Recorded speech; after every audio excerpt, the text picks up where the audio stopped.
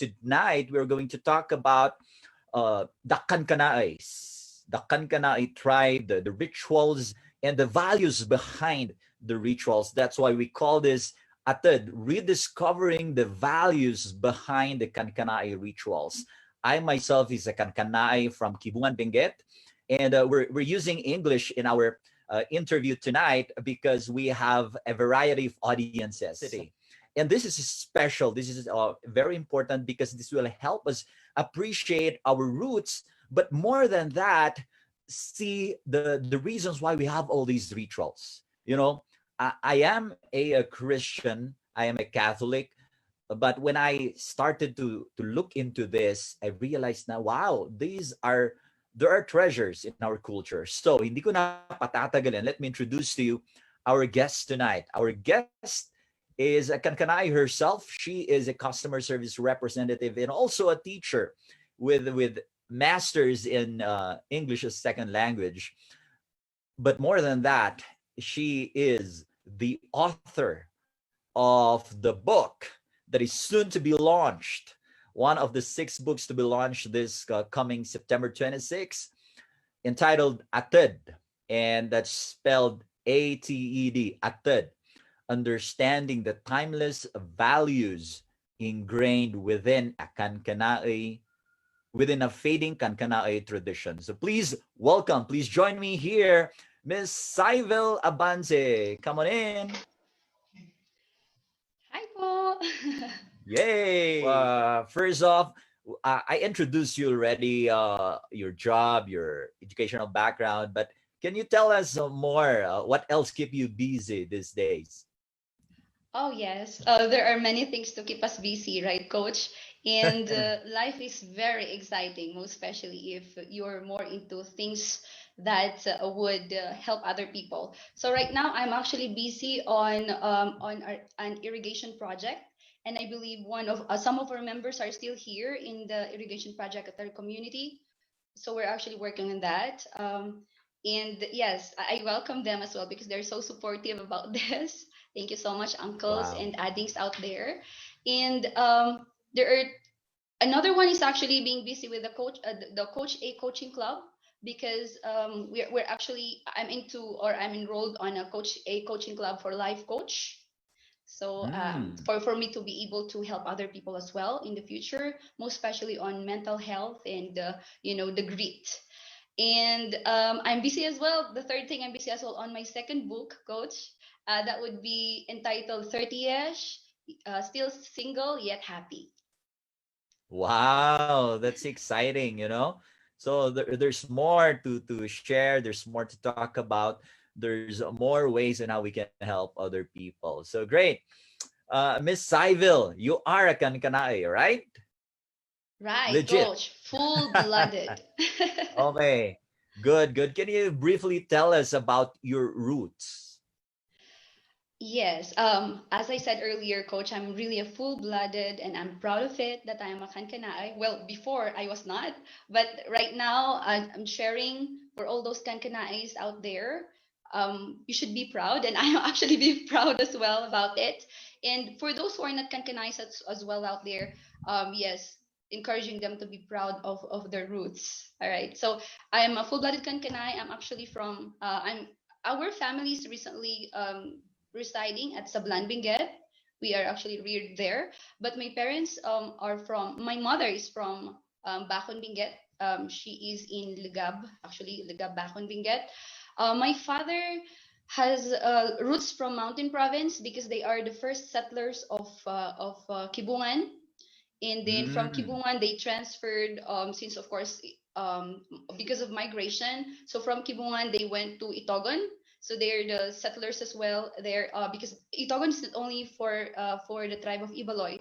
We actually have Kankanays in there, most especially on the places like Tuding and Ukab. So we have Kankanays in there. So they're the Mm. first settlers. And then when my mom and dad met each other and they fall in love, so basically, they Mm. migrated to Sablan, and we are reared there. And I can relate with you saying that dati you weren't proud of your being a Kankanaey. And I can relate, no? Dati parang ayaw pang sabihin na I am. I am Mhm. that. I'm from that ethnicity. But now I am so proud as well, and it's so good to know about your roots and really be proud of who you are. So hopefully, one of the things, of course, in yeah, one of the things that hopefully this conversation will help you if you are a Kankanay, or if you belong to whatever ethnicity, you'll be proud of your roots. Okay, so Miss Syvel, you wrote a book called Atid. So basically, that means a prayer, correct? Mhm. What made you decide to write this book? Yes. So before, as I was telling you, I don't want to identify myself as a Kankanaay or as an Igorot per se, because I have this the perspective where this is something bad. It's not Christian, or it's not like a welcoming information on a society as such. But after some time, I was actually like fascinated as to why they are doing it.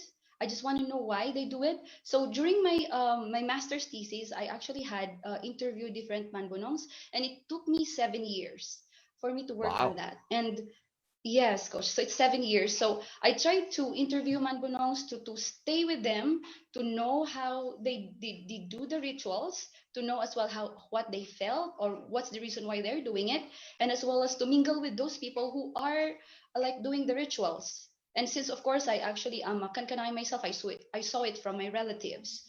So the moment I tried to understand it, it actually opened my mind that this is really a treasure, and I should be very proud of it. So, with that 7 years of working, I was able to make a thesis about it, but I don't want to just like leave these materials behind, because these are something, this is really worth of preserving. That's the reason why I was able to like do something for us, for me to be able to keep the record. So that's why, and I saw you, coach. So that's the reason why I was able to write the book. So yes, your book talks about the Kankanai rituals, the prayers, the atid, no, and the values, especially the values behind them. So let's talk about some of them. We only have around 45 minutes, so we'll just pick some of them. Alam mo, to our viewers, and dami, she talked about a lot of rituals involving baga through the different life stages of person. But we'll pick just a few of them, no? So Miss Syvel, you said in your book that the Kankanais value purity, right, as evidenced by the ritual sibisib, no? So tell us about what's the context of that and what is sibisib. Yes, coach. Sibisib is a very important ritual for Kankanais, most especially if you're going to be starting marriage from a teenager's life. So basically for Sibisib, it's actually for to heal wounds. It's a ritual to make sure that the wounds would be healed and that you're not going to be hurting for such a long time. So basically, Sibisib is a ritual in marriage in case a couple is going to be getting married, that they have to be sexually pure. So there should be no sexual intercourse before marriage. And in the context of a Kankanaay community, having a sexual intercourse before marriage is a taboo, because for them, they understand that this would actually cause hurt to people who would go on ahead and do this. I mean, to have a sexual intercourse before marriage. So what I they do, see. they actually, or Kankanais actually have perform like a certain ritual in any case that it wasn't, of course, nobody's perfect, right? So in case that Mm, that was done and they know that it would actually cause curse as well as hurt to these people, so the Kankanai would come together, or the community of the Kankanai would come together. They'll go ahead and perform a ritual. so even before this happens, is already this belief, or this what's this, the value or the virtue that hey, we need to be pure.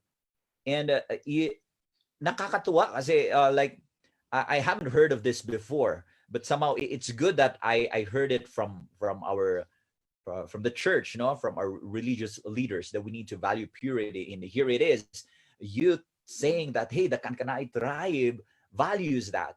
But just in case this happens, no, just in case a person got pregnant before marriage, then it's like having this hurt. Now Mm. here comes the Sibisib to somehow heal that wound pala, no? So it's a wound to be healed. And so here comes the Sibisib, knowing that not everyone is perfect. And I love that picture, right? So there's this value that we want to preserve, but also when it happens, it's like in the church we talk about forgiveness. So it's like here comes Right. the Sibisib. Wow, that's beautiful. That's beautiful.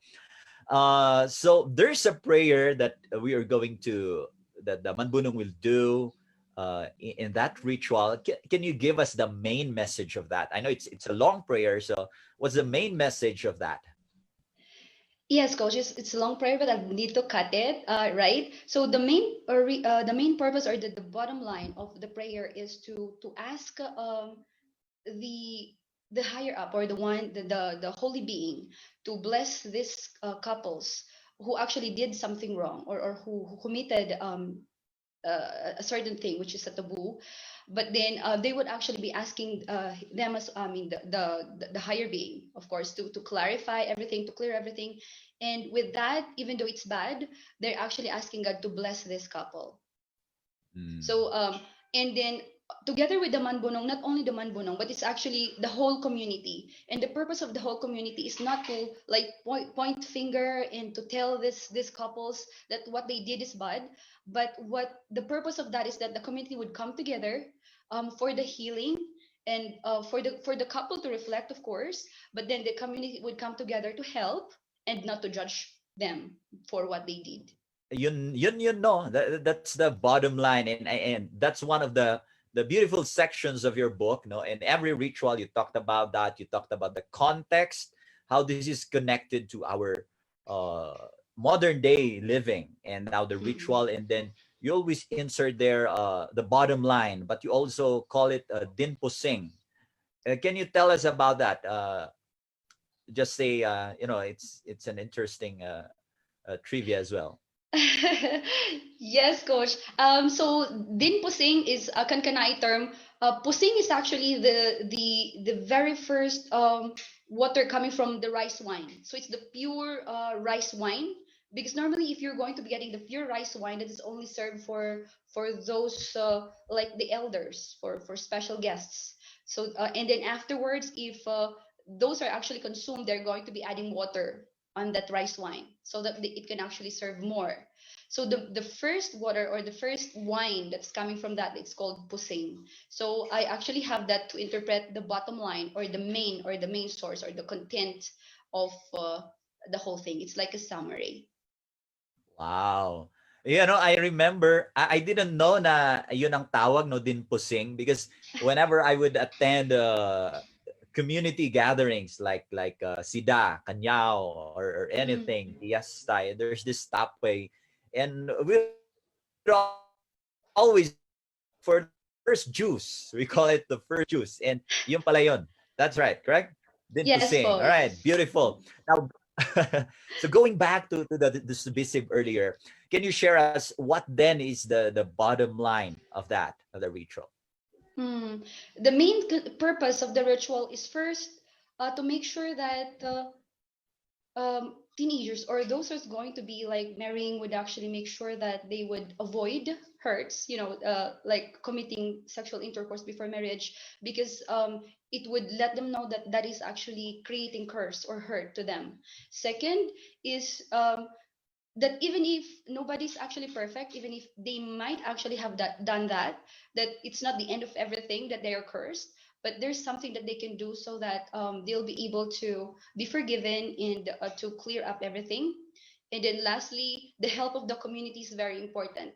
They are there not because they're going to be like pointing finger at them that they made a mistake, but they're there because they would like to help this couple. So good. The role of the community. Yeah. Grabe. That's so beautiful, and I think that's one of the treasures that we have as Kankanaes. Okay. You also said in your book that marriage proposal is a serious business, huh? It's a serious business for the Kankanaey tribe. Why is that so?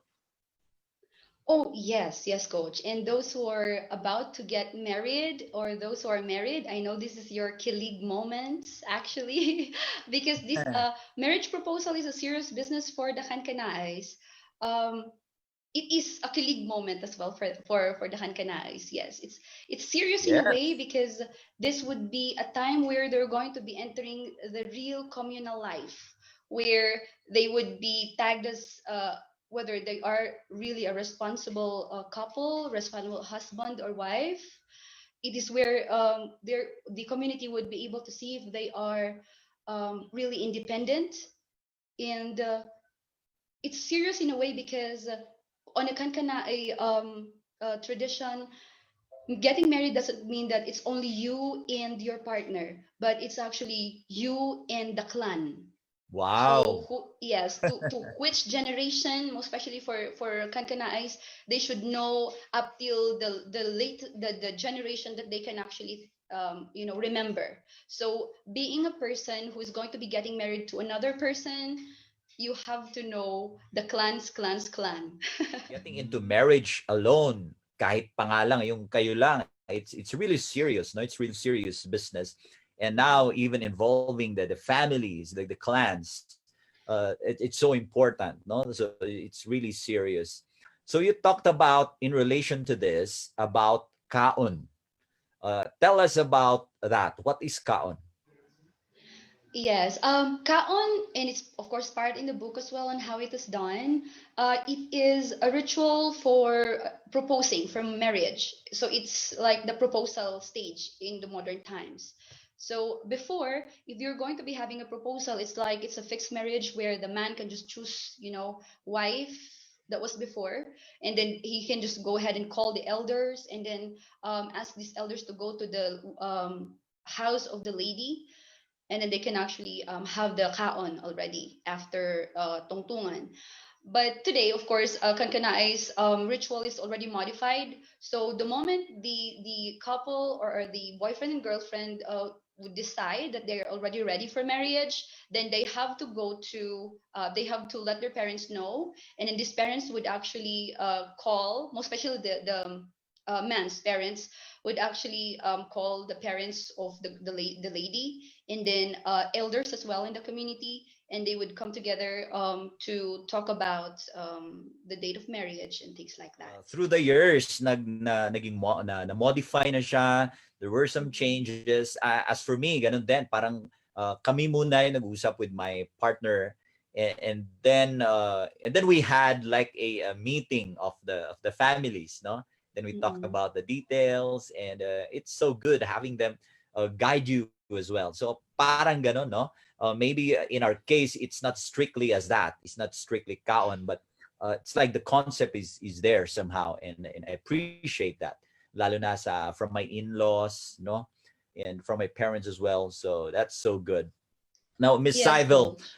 Mm. um there's a prayer that comes with that. There's always a prayer, kaya nga atid, no? uh Mm-mm. can you give us as well what's the main message of the prayer done in that ritual? Yes, the main message of the prayer actually for Kaon is the blessing. So once the couple and the family would come together and would arrive to a certain date as to when the marriage would actually be consummated, they would be, or the elder or the manbunong would be praying for a blessing that since these two couples would actually express their love with each other, he will be asking for blessing from the kabunyan, and as well as it's like a way on how they would tell this couple that expressing love to someone has an intention of making sure that they would actually be together forever. So sana all, but it's really Yeah. for forever. Great. So, noon pa man, ang mga kankanay, alam na nila ang hashtag forever. Right? Forevermore. And yeah. And even before that, if we connect that to the previous ritual, which is sibisib, no? It's knowing as well, hashtag tamang panahon, right? Preserving that, Yes. all these things. Wow, grabe. It's our culture is so rich pala, no? And this is beautiful. This is so good. Sabi nga ni Manong Tin, the one is documenting our indigenous rituals and values is a gigantic task, but it is an essential evidence that such things existed, if not still existing today, sabi niya. So, kudos to you doing research for 7 years and going, no? And even right now, for sure, uh, it's like informally you're still doing that. Mm. Sabi ni Manong Gandre, wow, what a beautiful virtue, Syvel. You did a great job in showing indeed the timeless values in our culture as Kankanaey. Thank you also, Coach Chris, for what you do also. Thank you, Kuya Gandre. So, Miss Syvel, what's the bottom line of Kaon?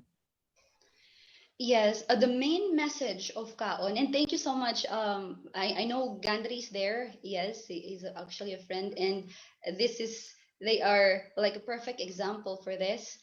So the message Mm, of Kaon is, I'm sorry, yeah, the message of Kaon is expressing the love to someone. Once you express love to someone, it means to say there's an intention to build a future with that special someone. So wala sa isip na, okay, you'll just express it and then afterwards magse-separate din kayo. It's not like that. So once once you express your love to somebody and that would be forever. Wala nang fallback ganon. And then as another message for that is that once you're going to be marrying a person, you're going to be embracing the totality of that person. So yung kagandahan niya, kagupuhan niya, yung baho niya, yung bango niya and everything, you have to embrace it. And not only the person or your partner, but the family in itself. So if the partner would have a monster-in-law, you have your monster-in-law, or you have the in-laws which has built-in CCTV, things like that, that they can actually see everything that you do at any time. And then kung minsan medyo nagkakapalya yung CCTV because it's not 100% accurate sometimes. So you got to yeah. embrace everything to love the person you chose. Well, let's talk about the ritual that you mentioned also in the book. It's called tutug. What is Mm-mm. that? Yes, tutug is the marriage already, coach. It's so once you get married, once you're able to have the process from CBC to kaon, tutug is already the marriage or the wedding day. So Okay. it is the time where the parents would come together, the couples would come together in the community to celebrate the Big marriage. day. This is the big day. So it's important. I think in that tutug you mentioned something na what's this? Parang may hindi mo na gagawin yung couple uh, before this happens. Can you tell us about that? Yes, during the tutug, actually, coach, they have to make sure that they are going to be staying in a different house. So they are going to be chaperoned by the elders, so that they would make sure that there will be no sexual intercourse until the next day. Mm. Which is this, So it's also part of uh preserving this value of purity, no? So Yes. that's so good. Now when this happens, ito na yung gagawin, there's also a prayer that the manbunong will say. Can you give us the main message of that prayer? Yes, coach. It's actually a continuation. The message of the Atad of the Manbonong is a continuation again for asking blessings to the couple. So a Manbonong is not a part of the family. Yes, because basically a Manbonong cannot actually do something or do rituals for his family. That's actually a rule. Though sometimes they can actually do it now, but before it's a rule that if you're a manbonong, you should not be doing a part of. I mean, you should not be doing the ritual to your family. So in this case, the manbonong is not a family member, but then this manbonong is actually going to be asking blessings for these couples that the kabunyan will be able to provide all things that's really good for the couple. And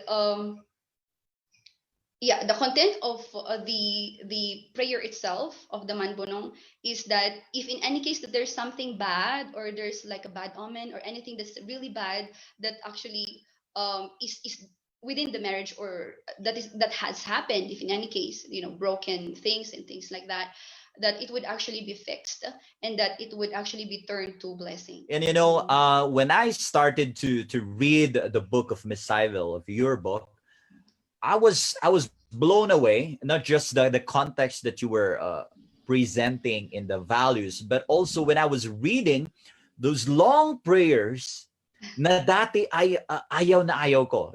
It's like I'm I'm a person of faith.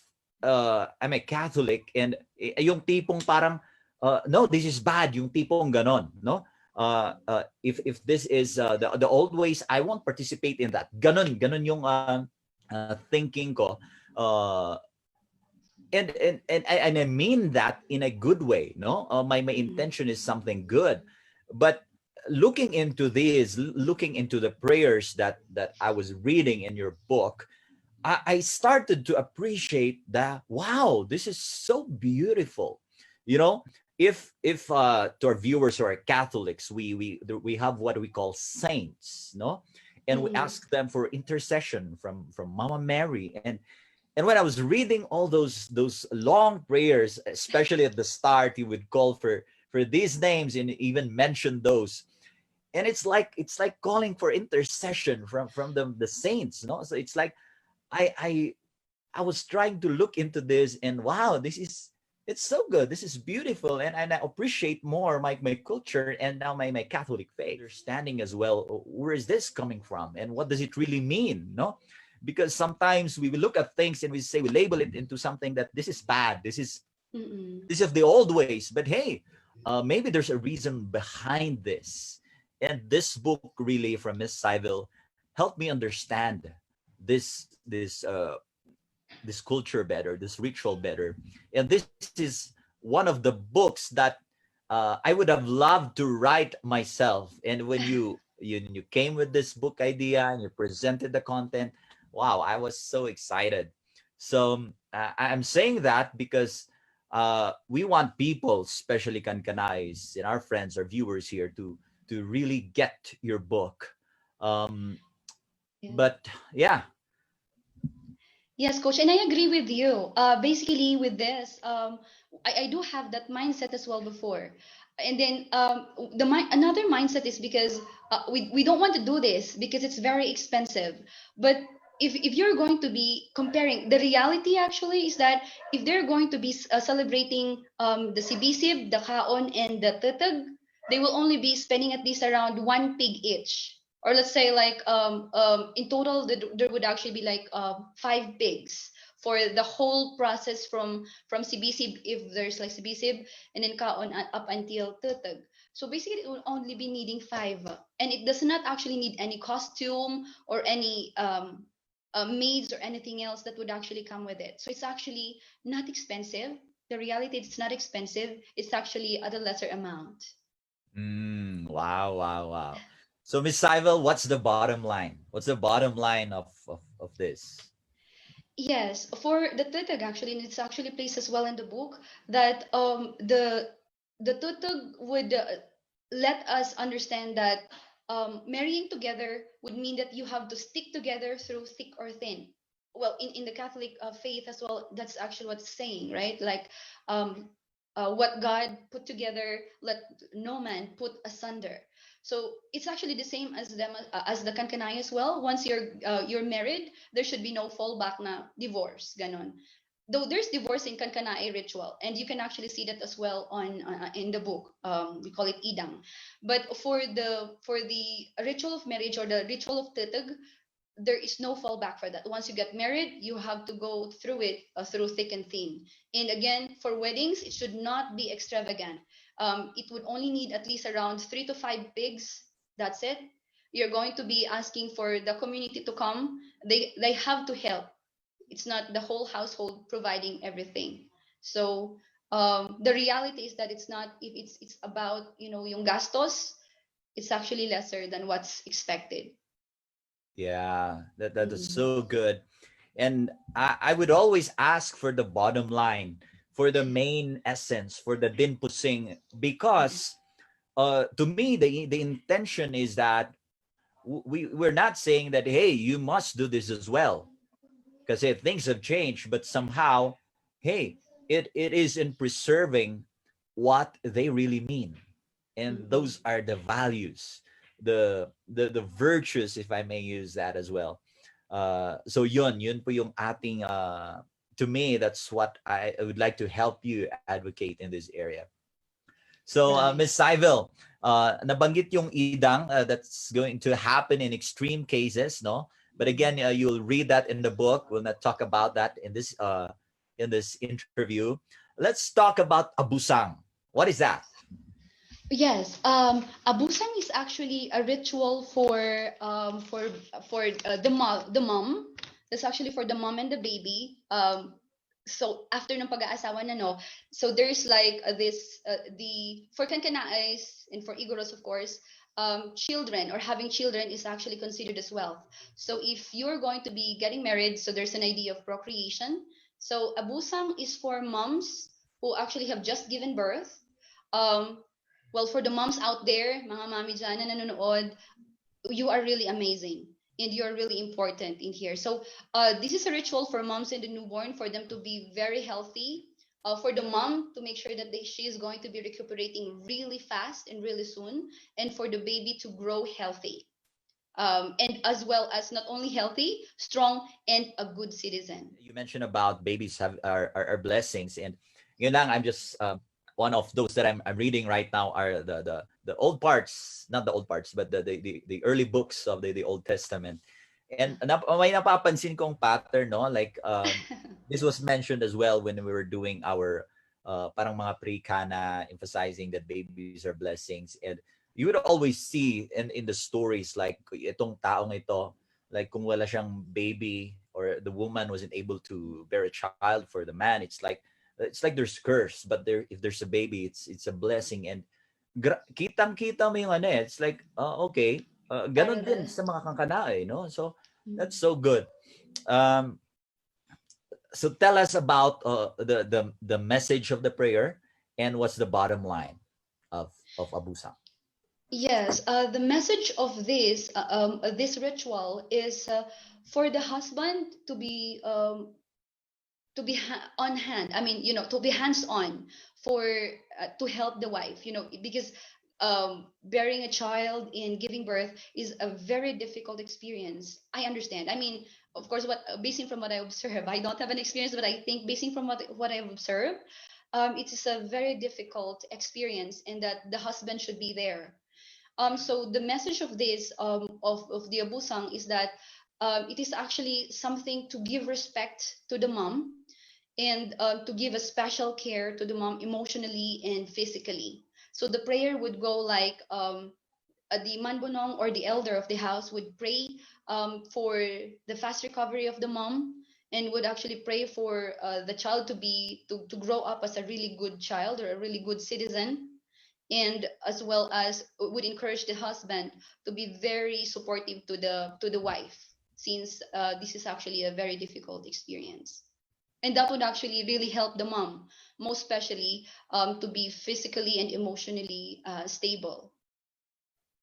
Wow. So all these things are coming together to Yes. help the newlywed, the one giving birth, and in the entire community as well. And wow, it's a beautiful element that is playing, that yung parang it's alive in that culture, in the Kankanaey tribe, and maybe to other cultures as well, like Sir Barrow from Samar here. Mm-mm. Maybe you have something similar, no? And would like to, when I was traveling in some other parts of the country, minsan makita mo din na, oy, may kanya-kanyang ano eh. It's just different expressions, but they also share some values na ito, yung mga to, preserving the Mm-mm. family, preserving the community. It's so good. I would like to jump into you mentioning about Kankanaes knowing how to thank God for trials. Like for this case, no, we're having like a crisis. We're facing a crisis. So I think that's a trial as well.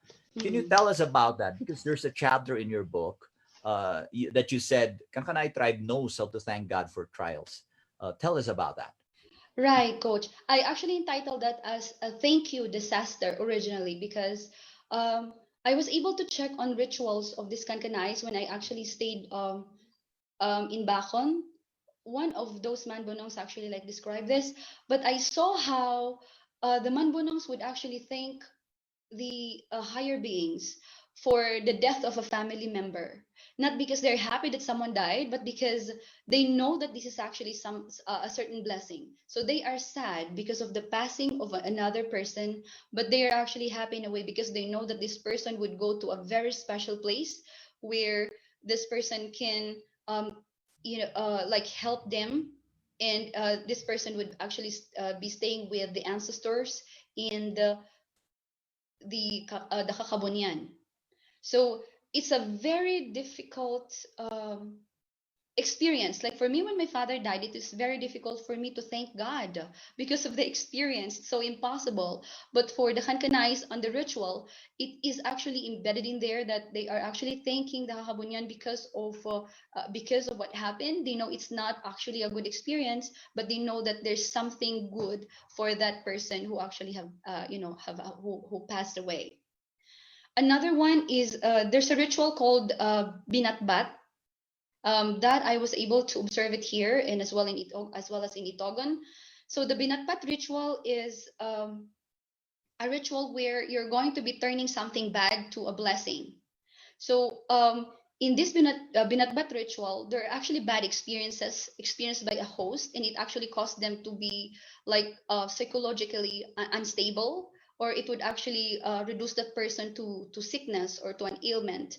But then the manbunong would come together. I mean, they would actually call the community and the manbunong together, and they would pray for this, and they would actually thank the disaster in itself or the experience, knowing that it actually has a blessing, that it would actually be providing a certain blessing because of the experience itself. It would help the person, and in the end, they would be asking the kakabunyan to bless this person because he already have suffered a lot, and that I think everything is fine now, and that these kakabunyans should come and help this person. So it is a certain perspective which is very difficult to understand in a way, but for them it is something to be thankful about, and it's something that they look forward to because it would actually give blessing.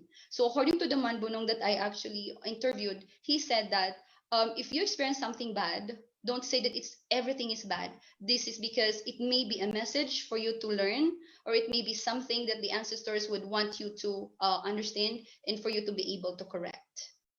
So it's really a beautiful like mindset or point of view.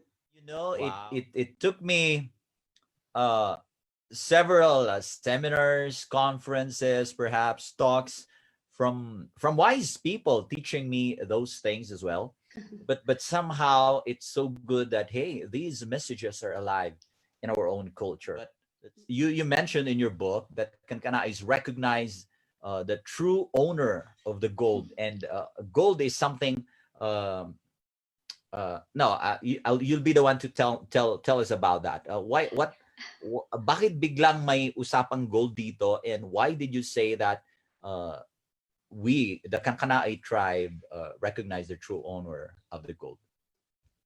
Yes, you're right, Coach. Basically, we're talking the Kankanai culture has different perspectives. We call it on our language like psychology, philosophy, sociology, and everything like that. Science, we have it, but the Kankanais actually have their own knowledge or bodies of knowledge in there. So the Kankanais as well know the meaning of wealth.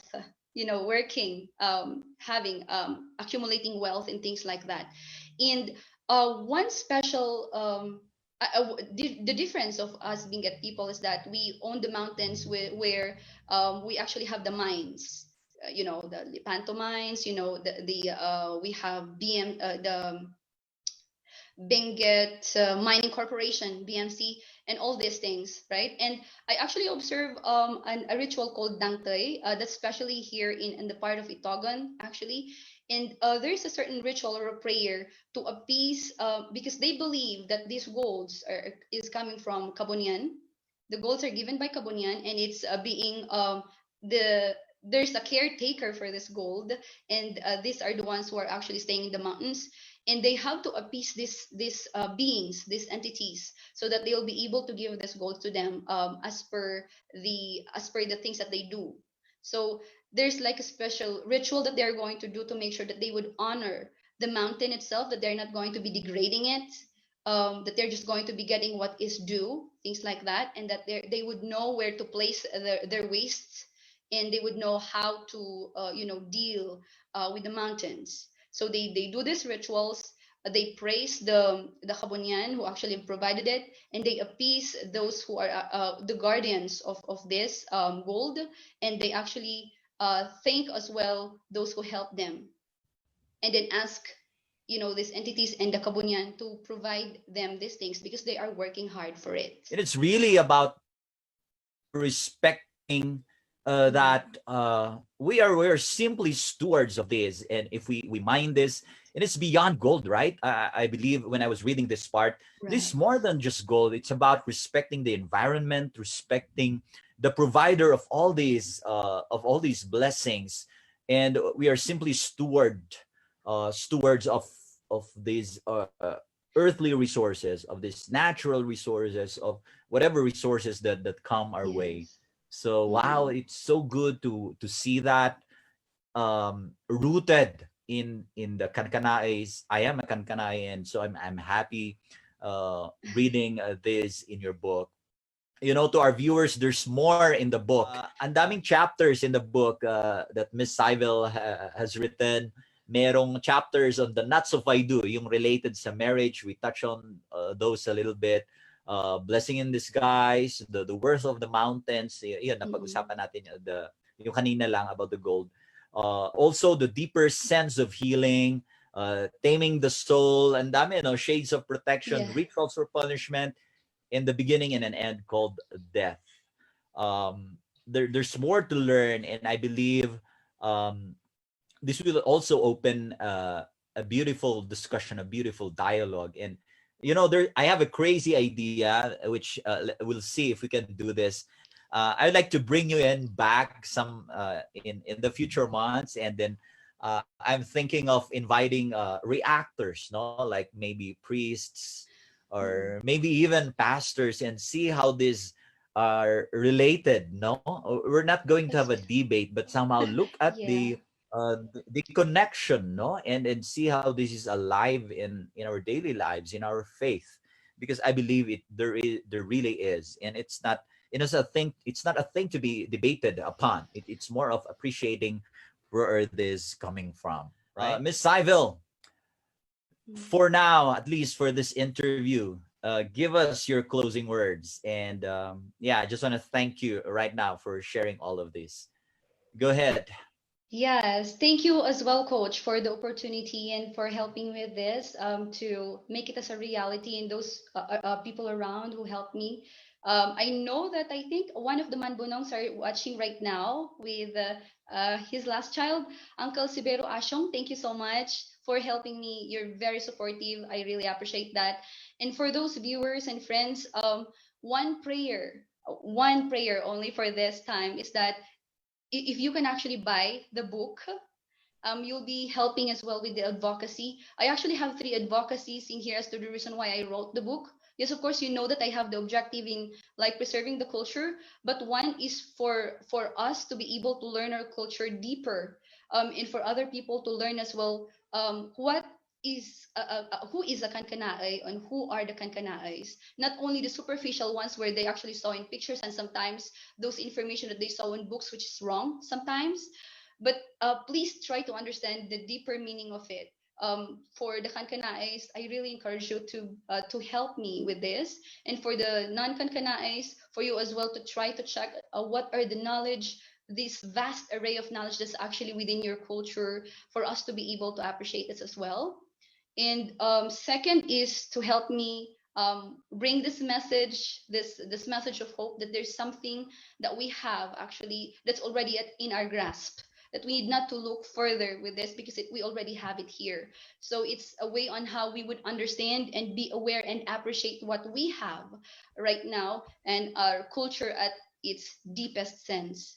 And third, actually, the reason why I wrote this book is because I have different advocacies.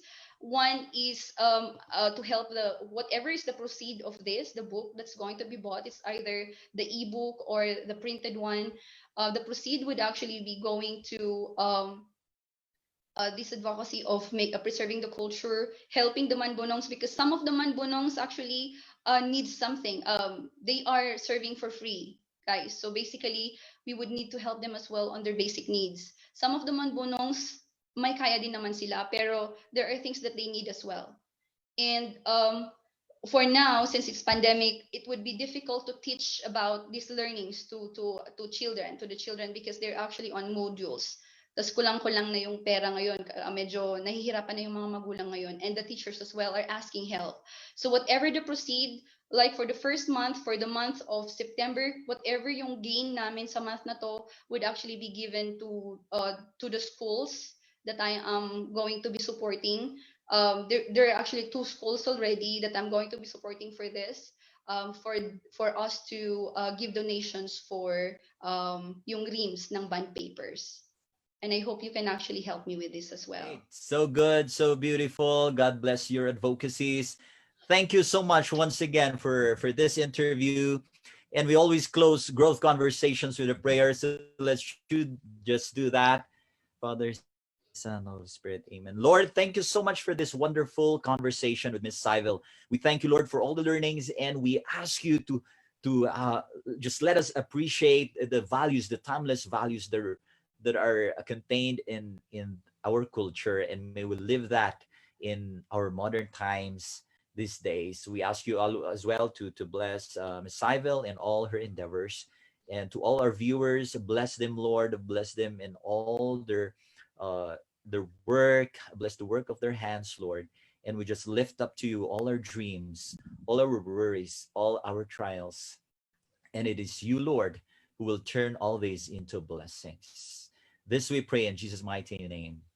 Amen. Amen. Amen. God bless you, everybody. See you again next week for another wonderful episode of Growth Conversations. Until then, just want to say God bless you. And again, don't forget to sign up to our online book launch this coming September 26th. Have a good night, everybody.